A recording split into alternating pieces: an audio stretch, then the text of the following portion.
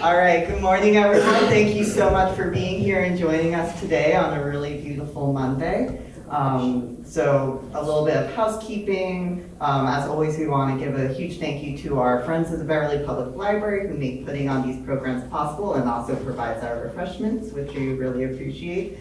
Restrooms are right down the hall to the left. Yeah, that's an L. Perfect. Someday I'll actually be able to tell which direction they're in. So if you ever need to pop out, that's where they are, so you can get right on back in time for the presentation. That said, we're really, really happy to have with us here for the second time Maggie Neal to talk about. In your first presentation, we were talking about the same family for the most part, but actually kind of what Maggie was talking about casually a few minutes ago about what was going on in the 1600s with the first families coming over and their preoccupations and their stories. So we're moving forward very appropriately given the huge revolution anniversary that we have going on right now and a lot of different cool local events you guys have probably been seeing going on.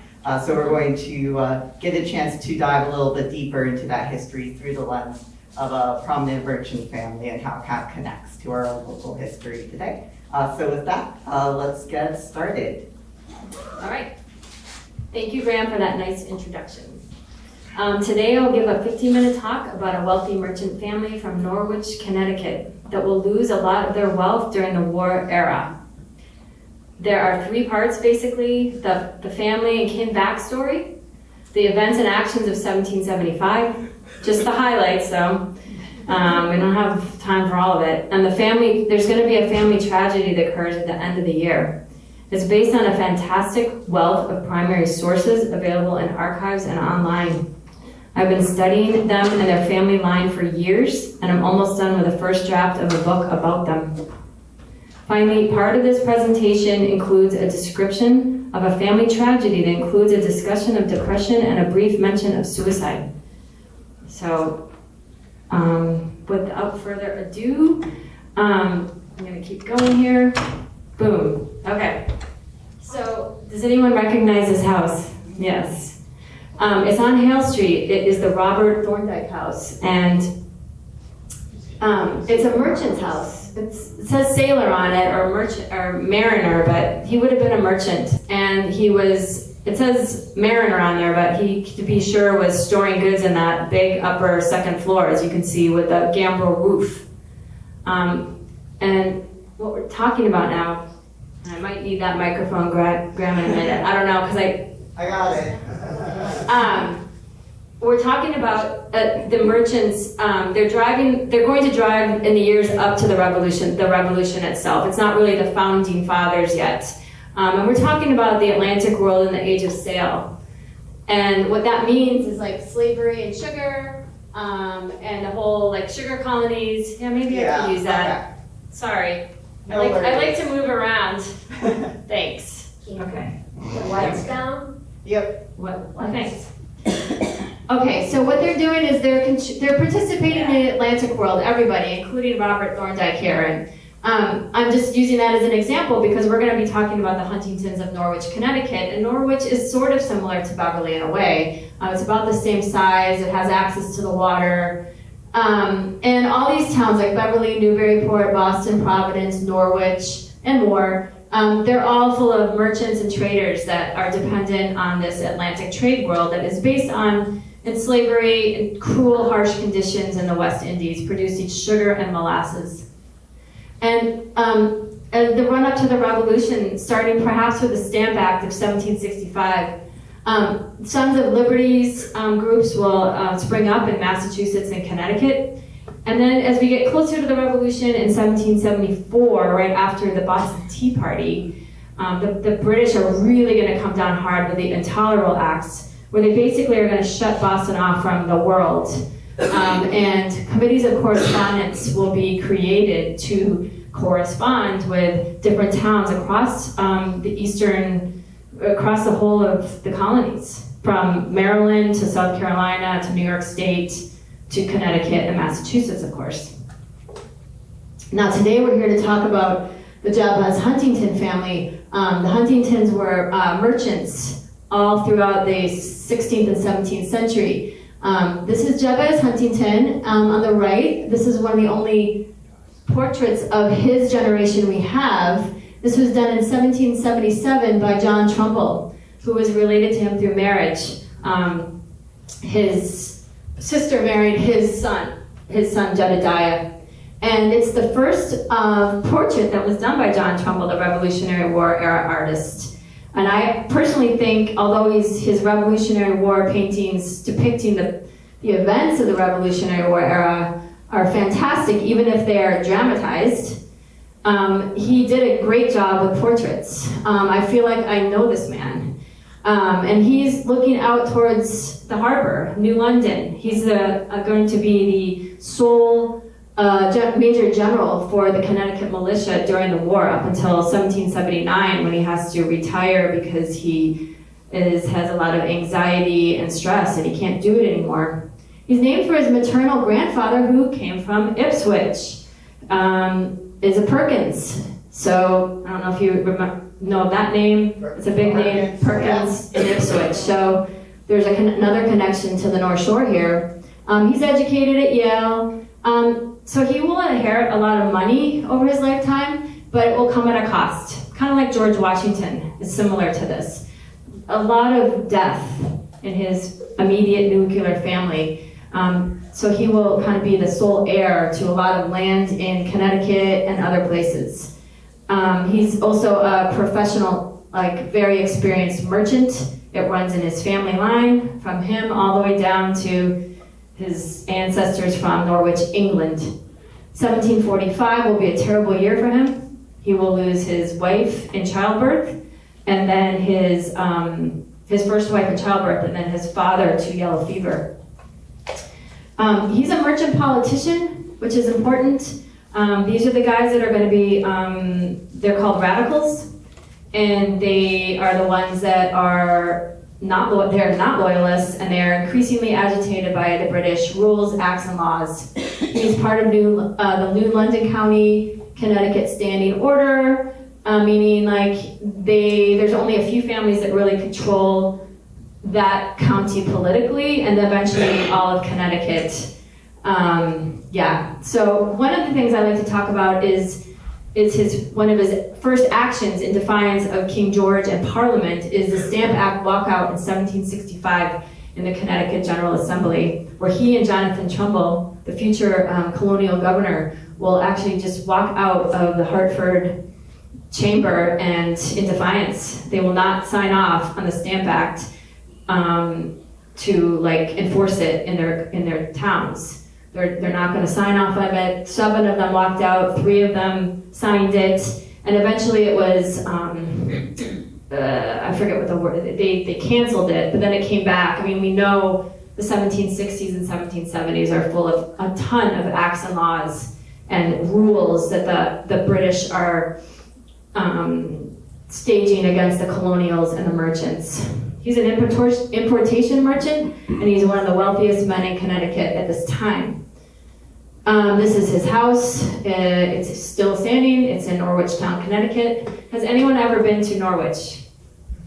No. If you're ever interested in Connecticut history, you need to go there. It's chock full of history. It's going to be a supply depot during the Revolutionary War, and especially during 1776, when things are really dire. So this still stands. And these are some of the pieces of furniture that are associated with the house in the Huntington family of this era. The desk on the left is at the Chicago Museum.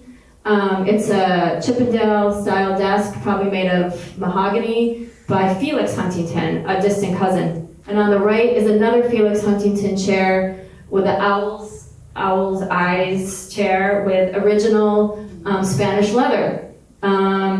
Those are in existence. I think the one on the right is at the Lyman Allen Museum in New London. Elizabeth Backus Huntington was Jabez's, the patriarch. So that's Jabez. His first wife is Elizabeth. Now, of course, this isn't a picture of her. This is a picture of Isaac Backus. Does anyone know who he is? Oh, come on. He looks just like her. He's kind of got angel wings for his wig.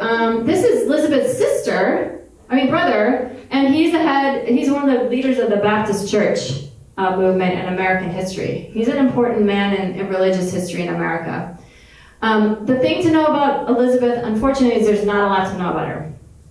She's going to die in childbirth in 1745 after women would die not during childbirth but 10 days after or so from sepsis. This happened quite frequently. Childbirth, as we all know, is a dangerous endeavor, and most men can expect to be married at least twice because of the rigors or the danger of childbearing.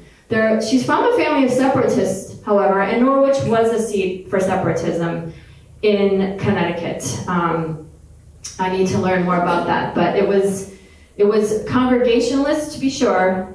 Connecticut was Congregationalist. It was a state-backed religion until 1818. But but there were separations from the church over time. She makes a good marriage. She's the mother to Jedediah Huntington. He's perhaps the most famous, and he would distinguish himself during the Revolutionary War. And she's also a mother to Andrew, his second brother. Here's Jedediah. Has anyone ever heard of him?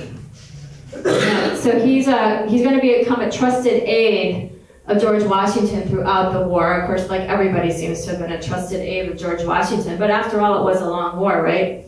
He was, like all colonials in Connecticut and New England, typically you were named for a deceased family member. And he was educated in Canterbury, Connecticut, nearby with Benedict Arnold. They're both from Norwich.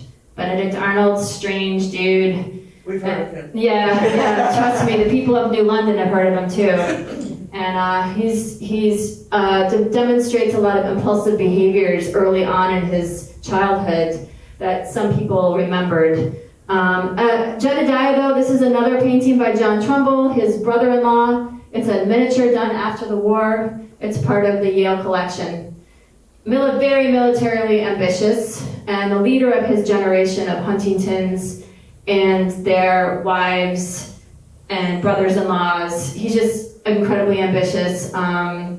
He gets a regiment in 1774, we'll call it. No military experience. It's all about can your dad outfit the regiment? And of course, there were men who had fought in the French and Indian War, like this guy named Joel Clark. And can you imagine? You've been traipsing around fighting the French and Native Americans, and then this guy gets the head of the regiment. He gets to be colonel, and you still have to be a major. This kind of stuff happened all the time. But he married Faith Trumbull, the daughter of the future governor, in 1766, right when the Trumbull family is experiencing a lot of financial hardship.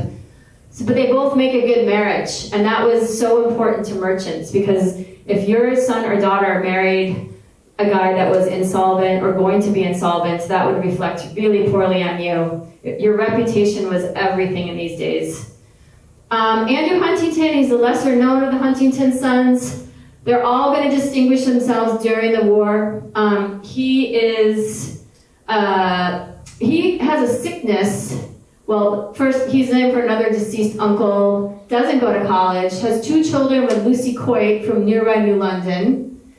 Exempt from military duty in 1775, this is a letter right here on your left, Jonathan Trumbull's exemption, listing that he had 2 able-bodied physicians say that he's unfit for duty. It was all about duty, and he did have a sickness as a late teenager that's documented in a couple letters by Jedediah, who was a very good letter writer, that something, probably smallpox, or it could be any disease that a teenager could get too. Like, just because you were past your childhood years doesn't mean you might not get sick with something else in your later years. But once you made it past your teenage years, it didn't matter. Yellow fever, the grandfather was killed by yellow fever as a 40-year-old. It's just disease is all around you. But he's exempt from military duty, but he will become a very hard-working commissary for the Continental Army. And already in 1775, he's supplying his brother's regiments and other Connecticut regiments with provisions. They're just expert provisioners. I'll talk about that in a minute. This is not a picture of the Huntingtons. This is a picture of the Peel family by Charles Wilson Peel. I just like it because it shows women and a multi-generational picture that it is. He's another famous Revolutionary War era artist. And I like it because it shows hairdos. Hairdos, and they're not powdering their hair yet. But we don't have a lot of pictures of the Huntington women of this era. Hannah Williams is the second wife of Jabez, because remember his first wife died in childbirth, unfortunately. She's a minister's daughter. Merchants' children would only marry people of the ministerial class or the merchant class of equal or better rank. That's just how it worked. Rank was extremely important. If your daughter married a farmer who was coming into the store to like trade and they develop a relationship, that's not a good thing. You know, it's a world of rank and aspirations, aspirational wealth. She marries Jabez in the summer of 1746. He married very quickly afterwards. That men and women, for that matter, especially men, had to marry if they had little kids. They had to have someone to take care of their children. They eventually have 6 children together. One will die at age 10, and 2 letters of hers survive, and they're at Yale. And they surround the illness of her daughter-in-law, Faith Trumbull Huntington, in the summer of 1775. So this is an important slide. This picture is a little fuzzy. What we have on the right are enslaved people from Africa working in the West Indies in the terrible conditions of the sugar cane fields. And it was a horrible process. They're not only out in the hot sun, as you can see the overseers are underneath a palm tree, they are also going to be working in hot sugar mills, processing sugar and also molasses. Molasses was shipped all the time up to New England to make New England rum. New England rum would be drunk by the soldiers of the Continental Army, as well as average American people who would go to their local stores and get New England rum, not West Indies rum. West Indies rum would only be for the wealthy. Supposedly Rhode Island had the best rum too, by the way. So the Huntingtons and Sons, he's got a perfect situation there. He's got his daughters, his sons. His daughters will make advantageous marriages. They're all working for the common good. The sons are also have their own side shows too, like their own side businesses. But they're exporting cattle, horses, land, pork, barrel staves, beef, salted and brined beef and pork, and they are shipping that down to feed the poor enslaved people working themselves to death. To be honest with you, it's horrible conditions, and they're enabling this cruel system to happen. So don't be confused. The Huntingtons have retail stores at the wharf in Norwich and up at the Norwich Town Green. They have at least 1 or 2 distilleries, again, down at the wharf at the head of the Thames River and up top in Norwich Town. The Norwich area is very, very vertical and rocky. They have the wharves. One of the sons will kind of be in charge of the wharves. What else? And then there are trading all around the Atlantic world, from London all the way down to Grenada. Enslaved work, they will have a few enslaved workers themselves in Norwich. Those will enable them to do the paperwork and the other job, the political roles. And so if you can do that and you have a couple of enslaved workers for you, then you don't have to do that work yourself. So, and of course, there would have been enslaved women too working for the Huntingtons. I know of a few of them. We're going to talk about one in a second. They're doing all the hard labor that is still required, obviously, in 18th century Connecticut to live. What else? Let me see if I'm missing anything. So it's quite a large operation from soup to nuts. They're doing everything from probably making barrels in the wintertime to constantly shipping out their vessels with their trusty captains all over the Atlantic world. By 1770s, things are getting hotter with regard to the British, more control by the British, controlling of their trade. They have to do everything through British custom officials in Boston and New York. Jedediah will join the Sons of Liberty and the Committees of Correspondence. He's a real leader of the area. In June of 1774, the leaders of Norwich declare their support for Boston. They declare that in a town meeting that's run by Jabez, the patriarch, and his cousin Hezekiah Huntington, and others, including Christopher Leffingwell. He's another leader of Norwich. Norwich is a real thriving inland port of Connecticut. It's one of the highest tax towns in Connecticut, up there with New Haven and Hartford. And it's important to remember that it's the towns that are driving the revolution, not the founding fathers yet. And that was pointed out this summer to me by a man named Donald Johnson from North Dakota State University, and he gave a great talk online through the Massachusetts Historical Society. And if you want to dig into that, just probably go to their website.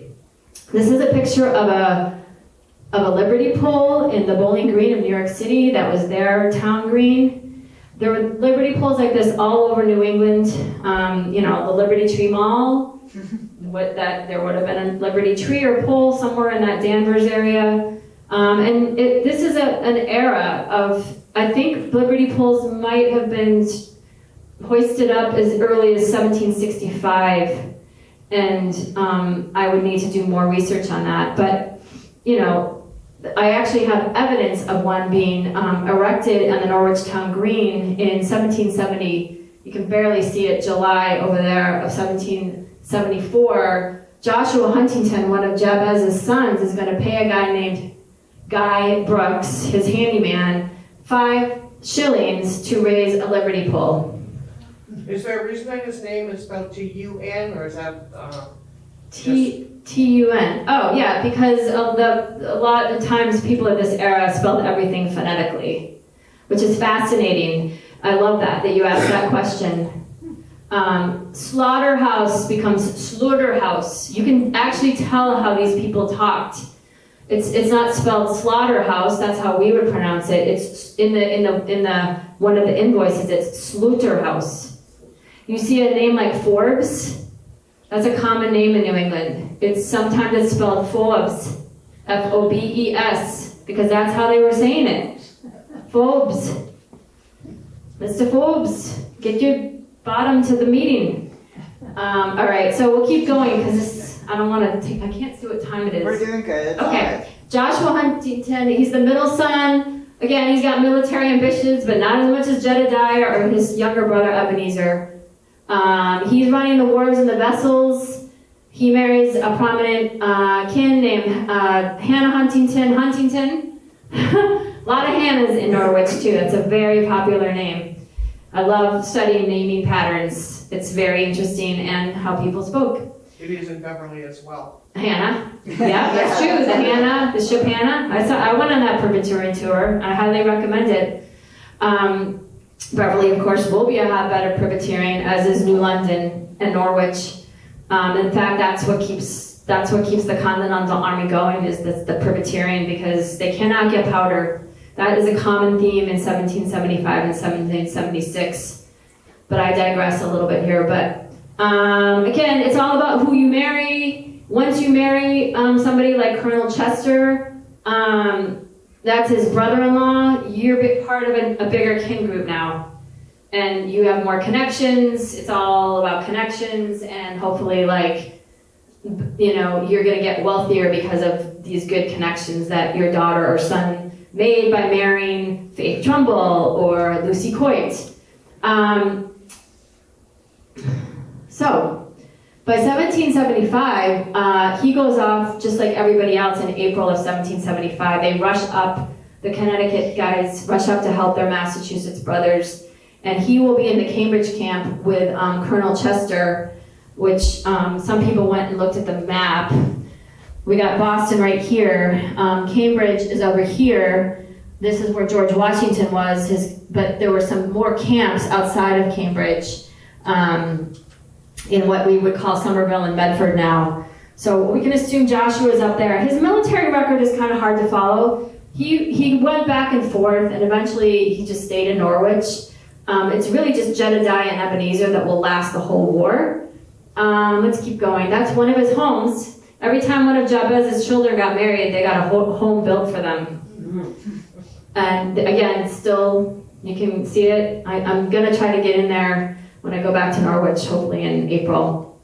Ebenezer is the fourth son. He's a very interesting guy. He's a hothead. I don't know who did this painting. This is after the war. He was a military guy the whole way through, up and through the War of 1812, I believe. Maybe not 1812, but there were more skirmishes after the war with the French and the English. I don't even know, but he's a military guy through and through. In fact, he runs off from Yale in 1775 in April, just like everybody else. And there's this big drama about, is he going to get his degree or not? And then I think Harvard, once he's up in Massachusetts, Harvard decides to just give him a degree because Yale is balking at it. It's so dumb. One of the things we know is a lot of these guys would have to come home during the war and convalesce. Then he was ill in the summer of 1775, and we know that because his sister-in-law, Faith, wrote about it in one of her 11 surviving letters that I'm going to talk about in a minute. He gets embroiled in a promotion controversy in 1775 where the people in his regiment are upset that he's getting promoted. And they complain to the general, and the general has to go to George Washington to talk about this stuff. And George Washington is like, what? Stop. Like, I'm trying to run a war and we don't have any powder or flour. And this kind of stuff happened all the time. In fact, it happened to George Washington when he was this age. When you're in the military, it must be so frustrating to see some like slacky, like lackadaisical guy who's got money, or it's all about who you are instead of, in other words, it's not a meritorious process necessarily. But he was a committed military person though, and brave, I guess, and he was in a lot of the different battles, so he would progress. But when the war starts, he's only 21 years old and he's expecting to be a captain already. And again, like I said, there's a whole controversy in, I think, the late summer of 75. And it actually does make George Washington pause and think about how this is going to all work, because we can't have a disruption in the discipline of the ranking system. And if somebody decides that these three people are going to be promoted, then you don't question that. In the winter and spring, this is the latest piece of documentation I have of the Huntingtons and how their merchant operation worked. In 1775, in like May, so basically the war has already started, although it becomes a Cold War for a while, until Bunker Hill. A shipment is coming in, the brig Britannia. This is a cargo inventory from 1775. And it is fascinating, and I still have yet to really analyze it, but it documents a shipment, what went down to the West Indies and what came back. And you can be sure that his trusted pilot, I think it was Jared Tracy, who would go to Grenada. This is a shipment to Grenada full of horses and cattle. The horses would be used to run the sugar mills, and the cattle, the barrels of meat and pork would be used to feed the enslaved people. But what's interesting is that they're also going down to collect on a debt. And I think Grenada at this point, I'm not sure, maybe someone in the audience knows, Grenada was a French-owned colony. It's run by it's a French colony, and it goes down to collect the debt, and the guy can't pay it, and so he pays them in enslaved humans. And I have to study it more. As you can see, it's not in the best condition, but it's in the, if you read it really carefully, he can't pay the debt's called, okay, we can't pay you, I'm going to send up 4 or 5 human beings to pay the debt. So it's proof there of how the system could and did work sometimes. And it's very cruel system, and it will break down during the war, but it's worthy of more study, of course. So again, this whole system of bringing down things to enable the sugar plantations, it's going to be halted by the war, period. And what Norwich will start to do is do what they do best. So they know how to provision these sugar islands. They also provision troops during the French and Indian War, for lack of a better term. It's called the 7 Years' War in Europe. And the colonial wars, there's more wars than just the French and Indian War, mind you. And there's evidence that the Huntingtons were involved in those provisioning of those militia troops from the 1749 to 1765. So they're expert provisioners, and that's just what they're going to do now that they can't trade too much. They're going to be provisioning the Continental troops. They're not the Continental Army yet, though, mind you, in 1775. They're still militia groups from all the different places in New England. And a Jedediah will be appointed to the War Council by the General Assembly of Connecticut. He is in lockstep with his kin and friend, Jonathan Trumbull, the wartime leader of Connecticut. The vessels are still operating, though things will become really tight, and privateering will start a little bit later. But we know what's going on up in Massachusetts.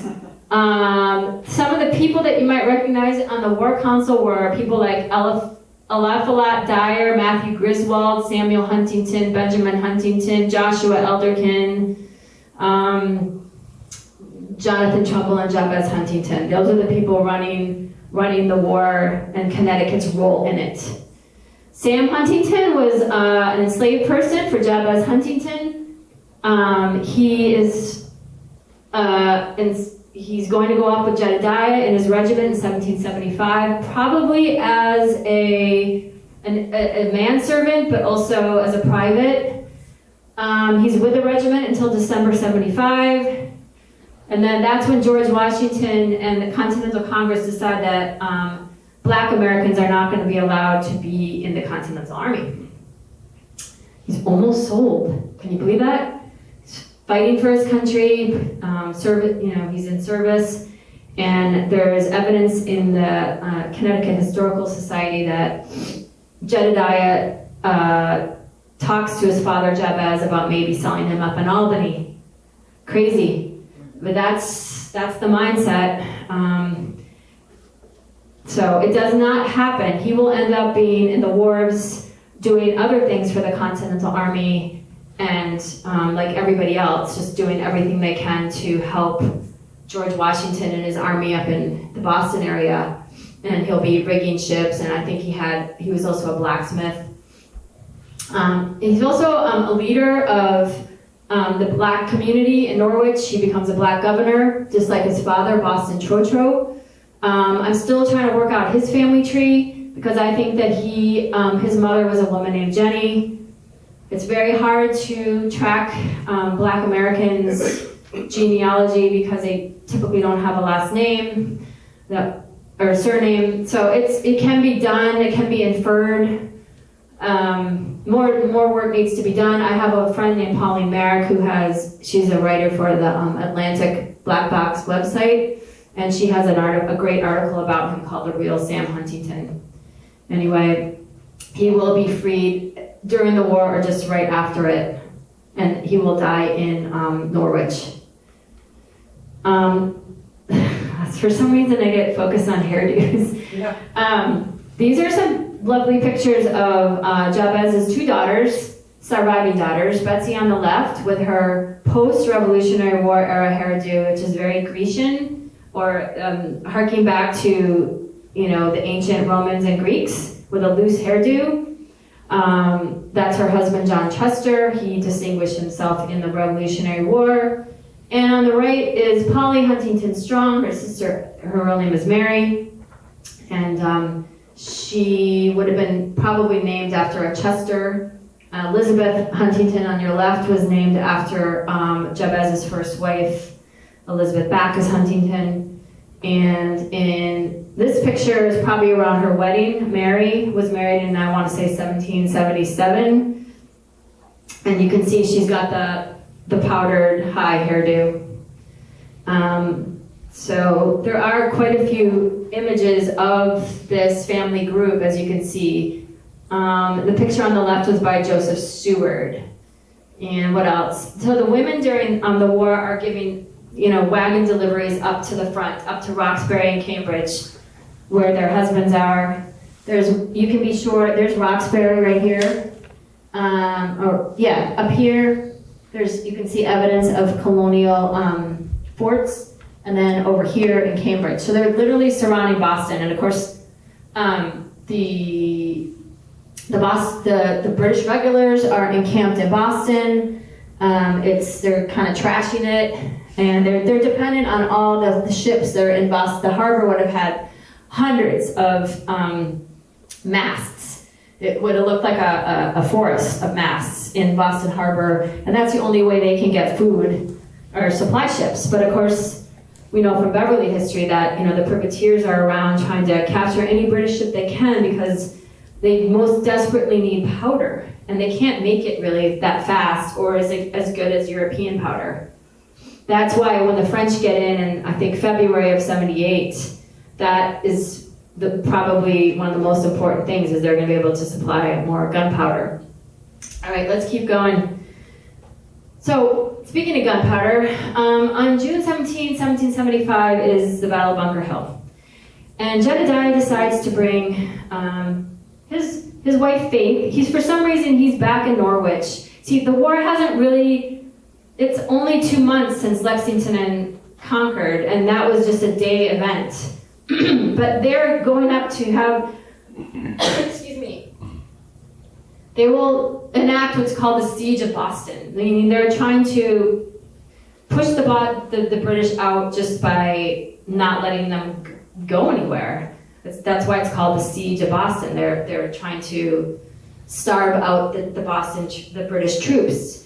And George Washington has not arrived yet. It's still a group of, they're still militia troops. It's not an army yet. There's no central. There is a command, but it's loosely based.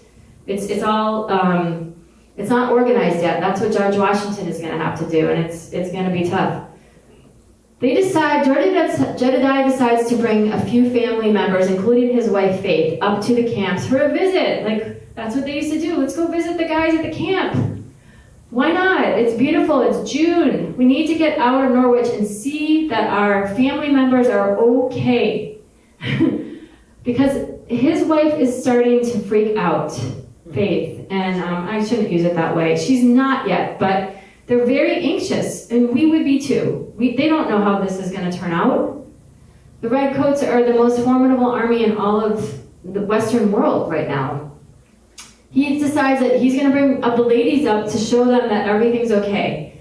Well, and there's a whole backstory to this story.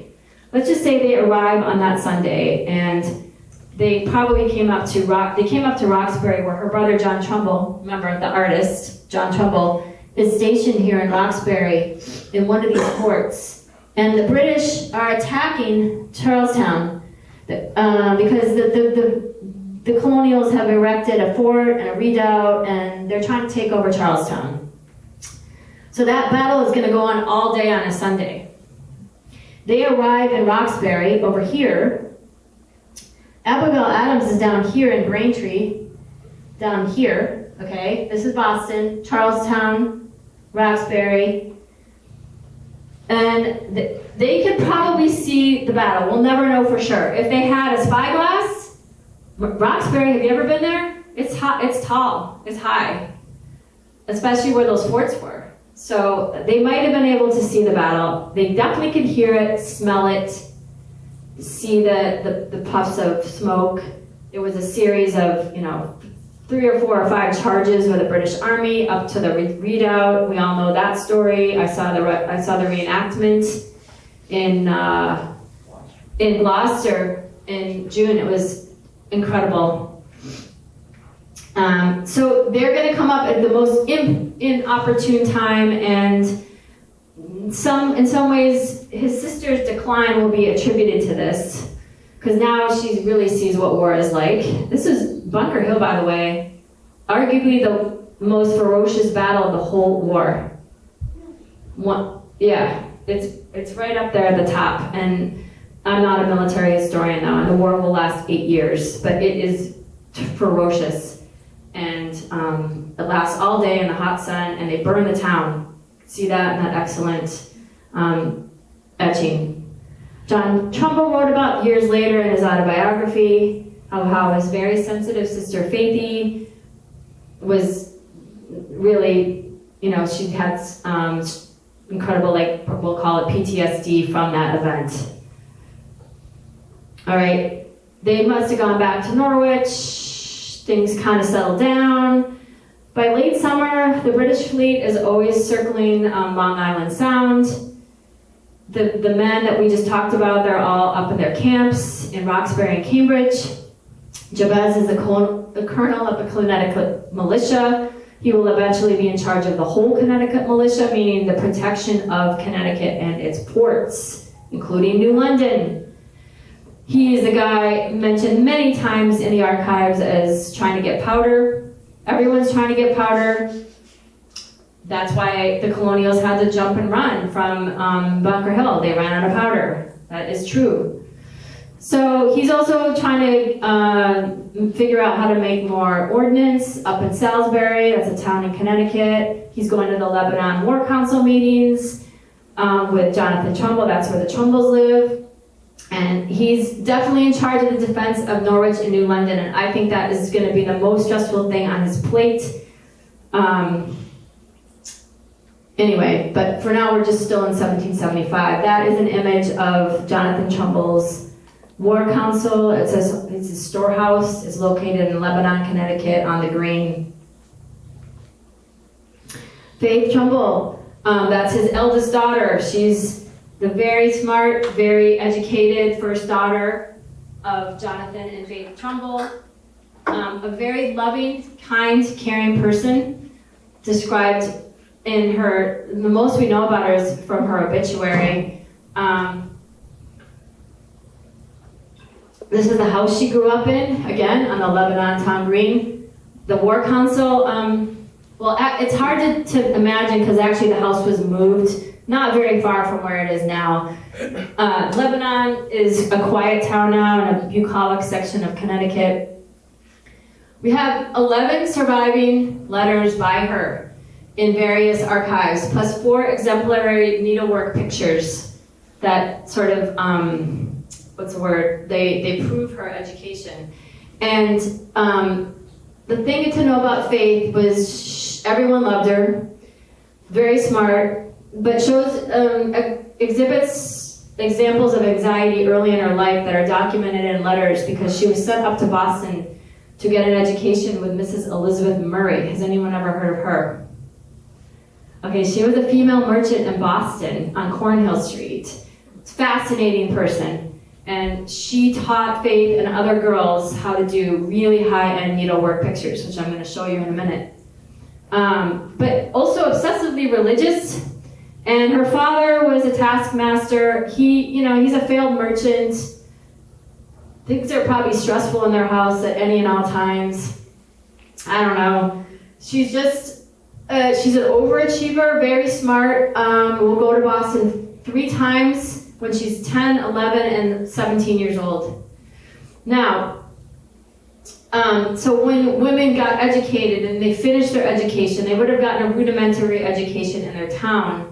if their father, the merchant father, could afford it, he would send her up to Boston to get more education. Because if you can show prospective suitors that you can do this type of needlework and that your father can afford this type of silk and metallic threads and the design and the education that a woman named Elizabeth Murray can give your daughter, then why not? It's a way to ensure that your daughter's going to get an advantageous marriage. I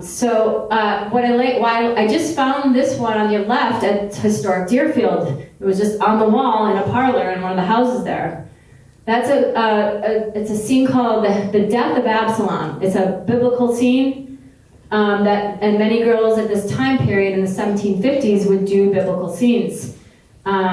Lois Breck, daughter of a minister, remember ministers and merchants, they're in their same class, they're the upper class. And she's doing this at the exact same time as Faith Trumbull, our girl from Lebanon and Norwich, eventually, because she's going to marry Jedediah in the future. But which one do you think is better? Well, I think the one Faith did is. No flies on Lois, but Faith was really good, and she fills up more of the canvas, and it's more lively and intricate.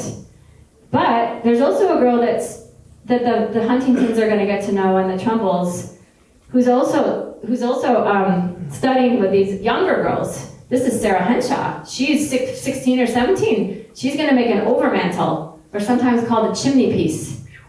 Okay, this is what she's capable of doing. They're all working on the same scene under Mrs. Elizabeth Murray. Fascinating. If you want to learn more about colonial girls' needlework, I suggest you try to find, you go to Marblehead Library and you get American Schoolgirl Needlework book by Betty Ring.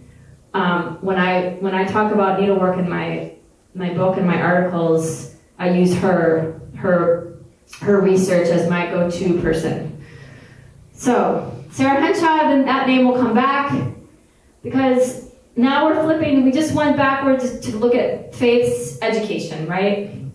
Highly educated, smart, thinker, overthinker. She does not like this war. Nobody does. And somebody like Abigail Adams, though, has plenty to do, because her husband is in Philadelphia at the Continental Congress. She has to run a farm by herself. You could argue that Faith doesn't have enough to do, but that would be like maybe getting ahead of myself. We don't know what happened, but she has a kind of a downward spiral through the late summer, and that is documented in her own letters. Those letters can be found at the Yale archives. I forget the name of their library, with the John Trumbull papers. Also with Jonathan Trumbull, there's a couple letters a friend of mine, Damien, just found in the Connecticut State Library, and I've seen one in private hands. She documents her own mental decline, and it becomes so bad that she has to be moved to Dedham to be near Jedediah. Dedham is on the Boston Post Road. It's the next town from Roxbury, and it's close to the Rhode Island and Connecticut border.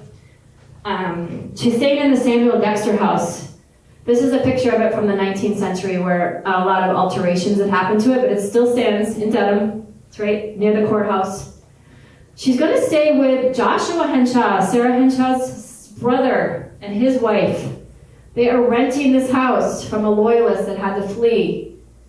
And it's probably the nicest house in Dedham. Jedediah brings Faith up to Dedham so he can give her better medical treatment or different medical treatment, because all the other treatments haven't worked, because she has a major depression going on. And she's staying with the Henshaws. They're trying to be nice to her and watch her. But unfortunately, she's not going to make it. And she dies by suicide on the morning after Thanksgiving on just November 24th. He thought she was fine or getting better, but she wasn't. And so it's just a terrible tragedy. It's tragic. It's documented actually in a journal by a man named Jabez, who was a lieutenant colonel in Jedediah's regiment, because everybody went to her funeral. In the middle of a war, we have all these officers from Jedediah's regiment that go to Dedham for her funeral and her burial, and it's incredibly sad, and they support him, and it's not hidden. Suicide by then was treated a little more humanely. And the excuse was that this was what God meant to happen, and, it happened, but there's a huge, 3-page long obituary in the papers that document what a great person she was. It's just fascinating. I am going to give a talk just about faith at the end of January at the Connecticut Museum of History and Culture. It will be online and part of their Lunch and Learn series if you want to learn more about her whole life. I like to focus more on her life, not on her death. But we do know a lot about her death because people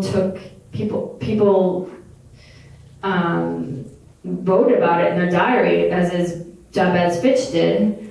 Jonathan Trumbull only says, Faith died at Dedham Friday morning, 24th of November, 1775. What time do we have? Let's see. Like about 10 minutes or so. Okay. She's buried in Dedham at the Ames, I forget what it's called, the Ames tomb. And for all we know, she's still there. There's no evidence that she was ever moved. This is what it looks like. I have visited it, and I also spoke at Dedham about 5 years ago. I did an article, a full-blown article on faith. Well, 6 or 7 years ago at this point. So we covered that. The funeral at the Dexter House, everything is researchable. In the aftermath, the British tried to use Faith's death as propaganda, believe it or not. And they said that she died because she was a secret loyalist. They wrote this in their papers in early December. Secret loyalist, and didn't agree with her father and her husband's political views. Crazy. By this time, at the end of 1775, there is a law going into effect that absolutely no dealing or giving the enemy anything. You can't help them in the Long Island Sound. You can't help them navigate the Sound. You can't sell them food to make profit for yourself. They're just no dealing with the enemy. We still don't have the Declaration yet. It's still a murky time. It is a war, but the war will really kick in with the Declaration of Independence, because that really says we are done with you. We are going to fight to the end. So we're not there yet. We're still in 1775, but this family has had a terrible tragedy. Jedediah writes many letters about it in the weeks after. My tears must and will flow. He's communicating with his father, the governor. And Jabez is always on the lookout for powder, and George Washington is looking for blankets for the troops because the housekeepers won't give them up. And the troops are threadbare, and that is true. And that is going to continue into 1776. And this is the last overmantle Faith did. Faith did her own overmantles, just like Sarah Henshaw. And one thing I want you to notice, every piece of this canvas of silk, it's blue silk, is covered in stitch. You don't see any of the back of the canvas. There's maybe one little piece of blue somewhere in there. That looks like probably Lebanon up there. And she gave this to her eldest brother, Joseph. So with that, I think I'm finished. So I hope somebody has one question, maybe at least. Yes? I have a comment and a question. My comment is, I really appreciate your use of enslaved people and enslaved workers. Yeah. And their humanity. I have great appreciation for that. Thank you.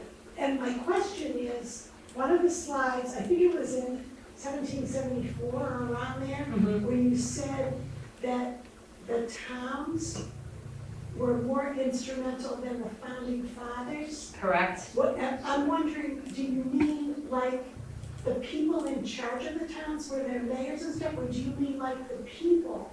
I mean, the committees, of course, the leaders of each town at this point they're the ones that are going to start a revolution, which is no easy thing to do.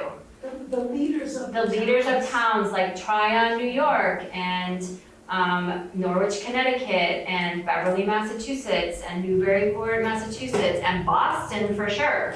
Boston, I mean, they're the most incensed. And Connecticut is always, the Norwich people kind of follow what Boston does. They're very connected to the Boston merchant group, not as much the New York. But what I mean by that, and this is again, like was talked about by this guy named Donald Johnson of North Dakota State University. He's writing a book about this. It's these little groups of Sons of Liberties and committees of correspondence that he digs more into them. We've all heard of the Sons of Liberty, but what are they really doing? They are organizing, they are storing powder, they're storing cannonballs in people's farms. That's why Lexington and Concord happens. They are getting ready because they know there's gonna be bloodshed. And the British are also, I mean, with the intolerable acts, they are just putting a vice grip on Boston. It can't last. The system can't hold.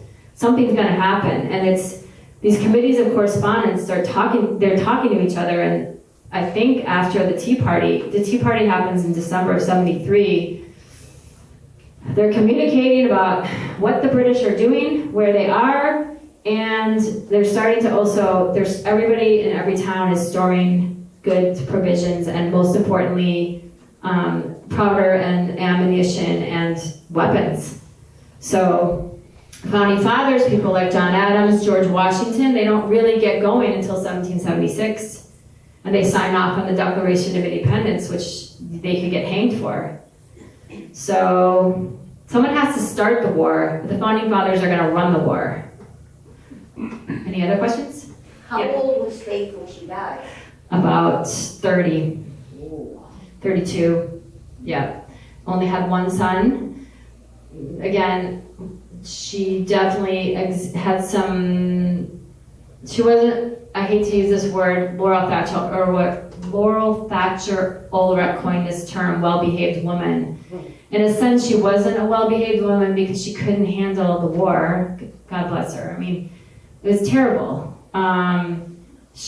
Abigail Adams did, but Abigail Adams was so busy, she didn't have time to think about what might happen. Plus her husband was in Philadelphia. Faith's husband, beloved husband, and they loved each other. She adored him and revered him. My dearest husband, Mr. Huntington, sometimes she would use. My dear sir. She just, we can empathize with her. We can understand her feeling. They don't know how it's going to turn out. But she just, it just didn't work out for her, unfortunately. And there was evidence of some suicide and depression in both of her family lines. Anyway, any other questions? Yes. Can you talk about how the colonists in these different areas shared credible information with each other? Yes, well, they were literally corresponding. It's the letters. It was letters, dispatches, people running on horseback. Oh, okay. They had an intricate network, and they got around. These people weren't just sitting in their houses thinking about everything. They were moving all the time. There's more movement than you think. But yes, they were literally corresponding with each other, which, again, this guy, Donald Johnson, talks about in his lecture about, he focuses on 3 different towns, Tryon, New York, someplace in Maryland, I can't remember, and just documents how they are communicating with each other about what the British are doing and how to prepare. And that's really what gets the revolution going, because the British start looking for this stuff. They know this is happening. They come out to Watertown first. There's a raid on Watertown. Then the big one is they're coming out to raid Concord and Lexington and Concord. And then the committees of correspondence, know that this is going to happen. So they get ready and they get their Minutemen ready, and we start the war. And I didn't, but did the British tolerate newspapers published by the colonists? that's a really good question. I don't know. I would think Boston probably wasn't printing newspapers once they had basically house rule in 1774. They're starving the British. Everybody's sending food. They're starving the Bostonians. Either you left if you could afford it, you moved outside of Boston. People like the Otis family, they have a house that still stands that's owned by Historic New England. They went to like Watertown. A lot of people went down to Norwich. Norwich was always a safe haven during this time period because it was 20 minutes away from Long Island Sound, so you were kind of safe from the British, because Connecticut would be attacked by the British 5 or 6 times with raids and burnings of towns, with the worst being the burning of New London in 1781. Terrible, under the leadership of Benedict Arnold, no less. So, yes. What's the seed? It's copied from the schoolgirls, and their teachers would copy mezzotints from Europe.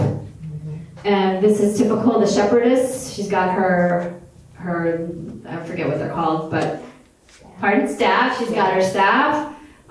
We've got a guy with a bird in a bird cage. We've got the cows. I feel like this is Faith saying she's copying a picture from European books, mezzotints or books, engravings, but she's also adding her own things that are familiar to her. There's a milkmaid. There's a milkmaid, there's the fishing lady. We've seen the Boston fishing ladies. That's a common, picture for women to try to emulate on their these beautiful canvases. Only the wealthy women young girls would be allowed to do this. Your average American girl at this time would not be going up to Boston to get educated if she lived on a farm. Just ministers' daughters and merchants' daughters primarily. We see evidence of some type of industry going on here. Probably it could be a stocking factory, any kind of factory. And then maybe this is what the Lebanon meeting house looked like. Meeting houses never lasted very long, so like the one they have now is designed by John Trumbull, her brother, and it's brick. I don't like it. He did a better job as an artist. Any other questions? In the back. 2 questions. Question number 1 is, how did you become interested in this specific family? And question 2, this Huntington family, are they at all related to the Huntington family who were the starters of A&P, the grocery chain? I don't know the answer to the second one. There's one family that I talked about last September that immigrates to America in 1633. And basically, most Huntingtons in America are descended from those 2 people, Margaret and Simon Huntington. They're a very large New England family, and they were lucky they had sons. They kept having sons. Some families died out, like the Hancock family. That family died out because they didn't have enough sons. You had to keep the name going, exactly. And they were pretty healthy there. Norwich was away from the yellow fever of the bigger cities like Philadelphia, New York, and Boston. Finally, I've been studying the Huntingtons for about 20 years. I actually am, related to them through my grandmother. She was a Huntington. And what I found fascinating about them is that my particular line of Huntingtons, including the Jabez Huntington family, they stayed in their town till 1893. When my great-grandfather, and he was 6, they moved to Washington, D.C. But they stay in Norwich. You stay in a town because you don't need to move yet. People usually move and immigrate because they have financial straits. But this family will go through a lot of financial straits. And I hope you come and join me maybe next summer if Beverly needs me to speak. I will be going over 1776 and how they are going to be provisioning the Continental Army and how stressful that's going to be for them. because Washington cannot get Continental Congress to help him that much. It's just, it's too brand new. So, anyway, thank you so much for coming. I really appreciate you all being here, and it makes me happy and gets me out of my office. Have a